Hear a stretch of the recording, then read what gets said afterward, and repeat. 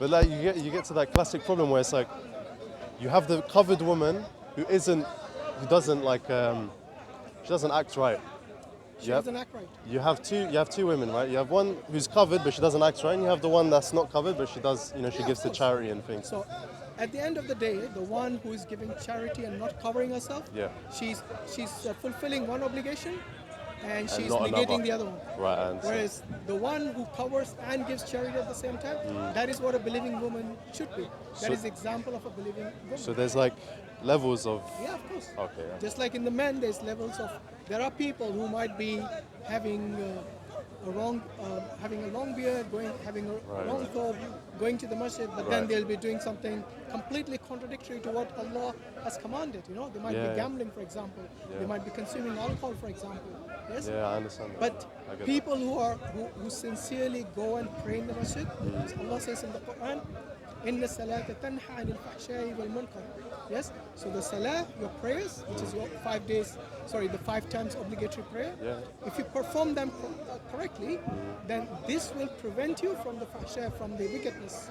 Okay. Yes. Wal munkar, and the evil, and this is something. So your prayers are going to shield you from these evil, wicked things which Allah has forbidden you. So people who still continue doing this, then they should check their prayers. Yes, there's something lacking in the prayers if they still continue doing this. I mean, what about you? I know you said you're not a practicing Muslim. Do you at least perform the obligatory? I'm fasting. Alhamdulillah. But I don't pray. The thing is, that's why I came here. You're doing similar to that woman. Fulfilling one obligation. But which is more important though? Which one's more important? The salah is always important because Ramadan comes once a month. Salah is every single day, isn't it? That's why. And Allah has given concession to people who cannot fast, like the people who are traveling, the people who are ill. So Allah has given them the concession that they should make up some other day or some certain. But for prayer, even if you are like on your bed, you're unable to move, you're so sick you cannot even move, yes, but you're at least able to do it by gestures. I understand. So you can do, your prayer is not something that Allah gives you, any sort of... there's no excuse. Yeah, there's no excuse for it. That's why So you should definitely pray, I should. Make it a habit. Yeah. I know it's not easy if you haven't prayed in all your life or most of your life. So try to make it a habit. When you start to keep a timetable of the prayers. Whenever the time. How long it takes to pray? 3 minutes? 4 minutes? Okay, 4 minutes. Not a long time. I mean, that's why I kind of came here, because I think I know enough as to where I can be held accountable, if that makes sense. Like I know that you should pray. I sort of know how you pray, but not too much. And I know enough. Whereabouts? Not too much. I live near Lewisham. Are there any masjids near you? I'm not sure. 16. Okay, so maybe that's the first thing you need to do. Because it's always good to do it in a congregation, in the masjid. Because the environment is first and foremost. It's something which there's no distractions in the masjid. And it is something which everybody focuses on, which is the prayer. And if you're doing it with the congregation, then it helps you, isn't it? So even if you don't know how to pray, you can just follow. You can ask someone, or you can follow them. So whatever actions they are doing, you follow that action. I mean, the classic question is, why be a Muslim? Why Islam? That's like the big sort of... Is that your question? Yeah, well, it's my question now. No, that's fine. You shouldn't... I mean, asking any question in Islam is something which you shouldn't be embarrassed about. Right. I'm not embarrassed about it. It's just... Why you should be a Muslim? Good question. What does a Muslim mean? Let's start with that. Okay, so from what I understand is, being a Muslim is obviously you believe in God, and... So stop there. Yeah.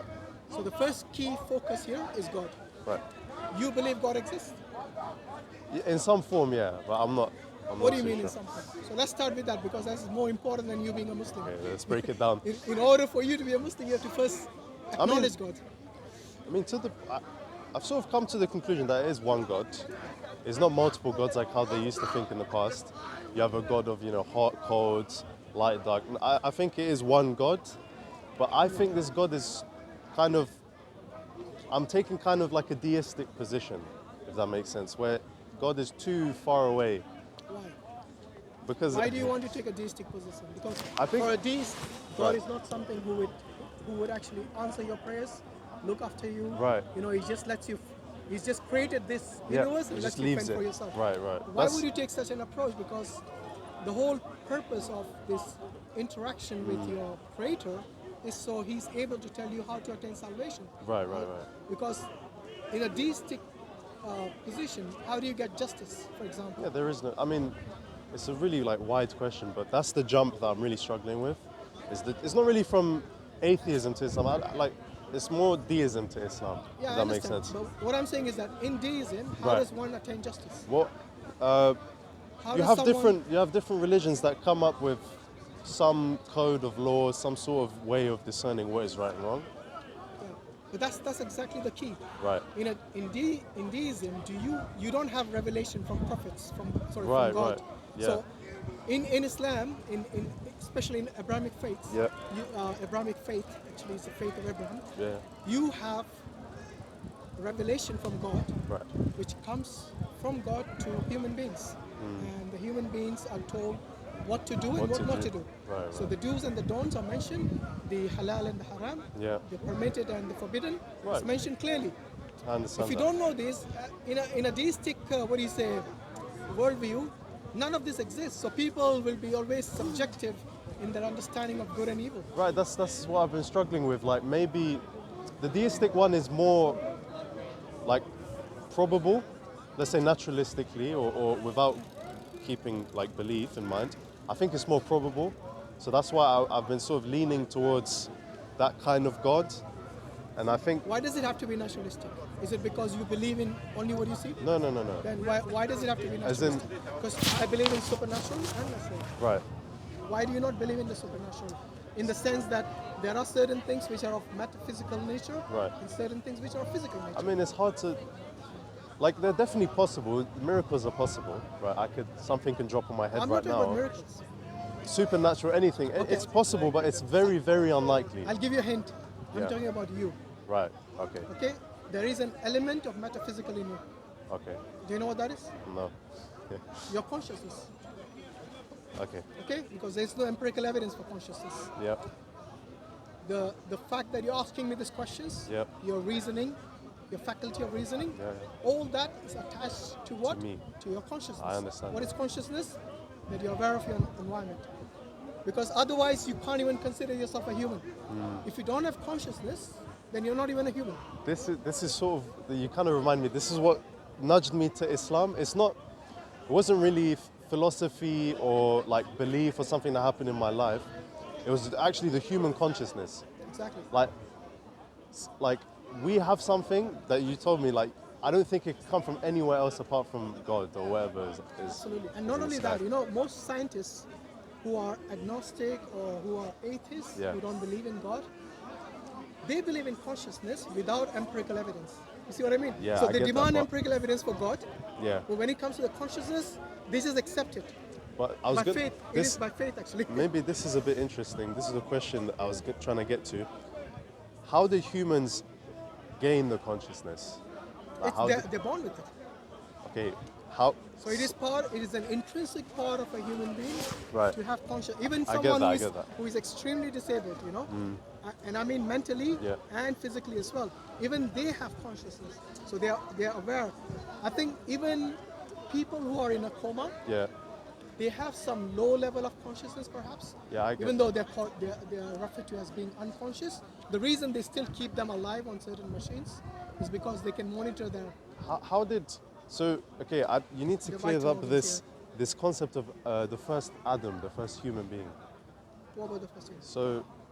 So consciousness. So it's. So Adam was born with consciousness, right? Yeah, so Allah Right. breathed the soul into him. Okay. Yeah, the soul is a creation of Allah, by the way. Right, So people don't misunderstand. So we have So God breathed His. Not his soul, Okay. but a soul from him. What's So- the difference? Well, his soul means he has a soul, Right. and he breathes that soul into you. So Okay. you're not really divine, because some people actually believe that everybody is part of God. I think some Hindus believe that. Yeah, I mean, you could believe when it comes to metaphysical sort of things, it's a grey area. No, Like, I think it's a grey area. well, when you say grey area, of course, metaphysical is something that you will not be able to determine in a lab. So just like you can measure the temperature of a room or this place by a thermometer, which you have empirical evidence, because you know exactly what the temperature will be, because you have this device. So there's no device which can measure your consciousness. But so with Adam, what I didn't understand was, why is it not? So why do Muslims deny like evolution, for example? I don't personally believe in I don't conclusively believe in evolution, but I don't understand why you would completely put it to the side, for example.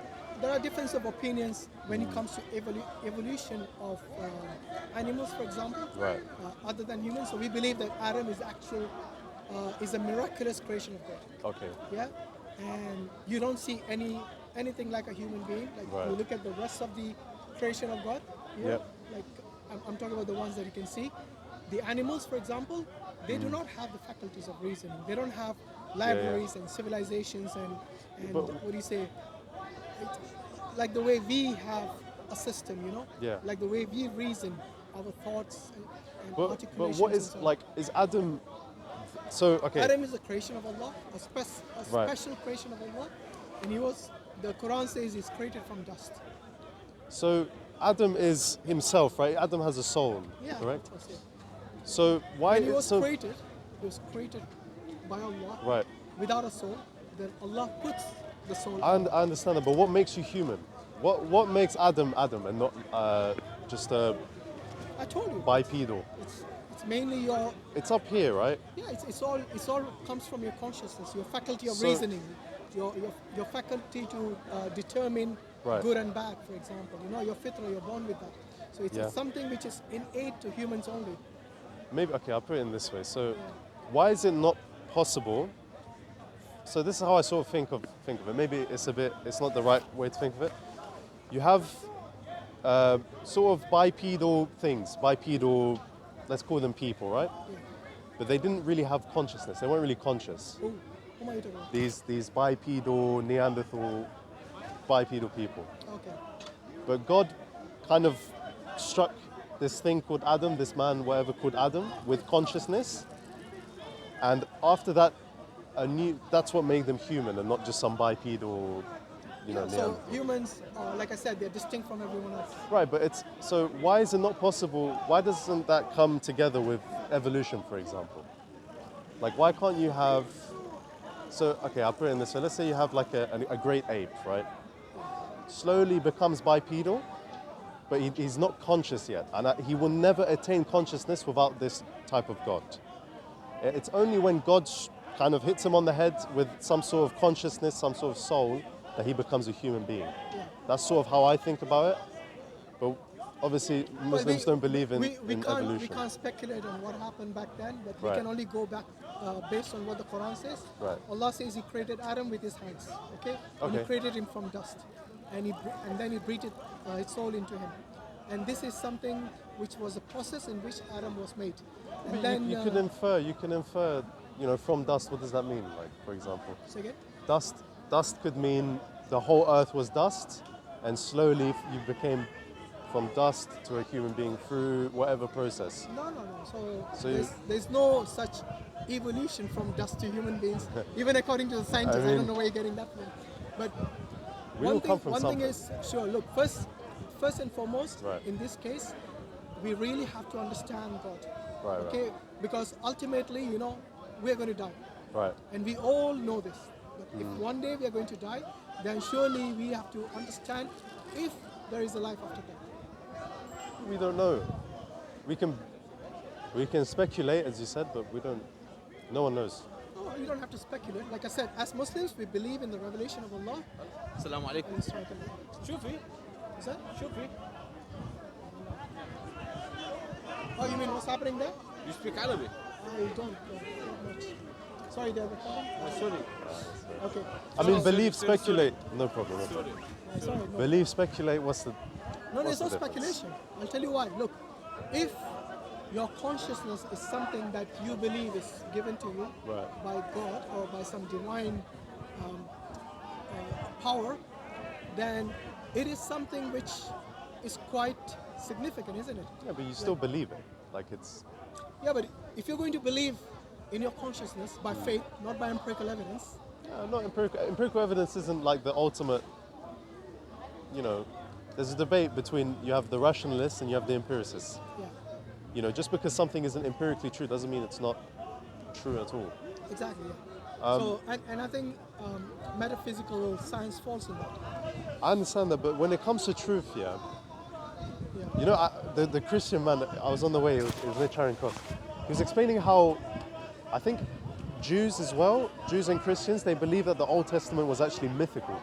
That didn't actually happen.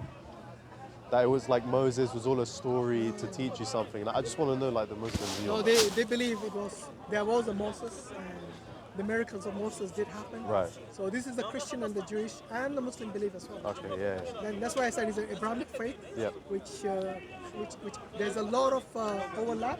So a lot of people believe, a lot of beliefs, Yeah. like the prophets, the messengers, many of their stories are very similar. So like the flood of Noah, the miracle of Moses, the miracle But there's of still Jesus. differences, right? Within the Yeah, stories. of course there is difference, yeah. So for example, I think the best example to give you would be Jesus, because the Yeah. Jews completely reject him. Right. The Christians go to the other The extreme, other raise him to the extreme and level of Muslims God. are in the middle. And the Muslims are in the middle, yeah. Yeah. They neither reject him nor raise him to the level of God. We give him the honor and the title of what he is, Right. the Messiah, the prophet and the messenger of God. But Messiah is a Jewish term, isn't it? So what? So, no, but I think, I'm not sure. In Arabic also is the term Messiah, the same Well, what do you say, obviously, meaning. the languages are linked, but Yeah. I'm saying that the Jews have a definition for Messiah, I think, if I'm correct, and the Muslims, I think they have a different view completely of what the Messiah is, and I think just want to know how they square that sort of difference. So the Jews reject Jesus as a Messiah. Okay, The Muslims accept Jesus as a Messiah. but what is a Messiah? Like, what A is? Messiah is someone who is, according to the Jewish understanding, is someone who will bring peace and tranquility to Israel and to the world at large, and he will rule with peace. He will bring peace and harmony. Okay. He'll be a king, basically. So why do Jews reject? Why do Jews reject Jesus?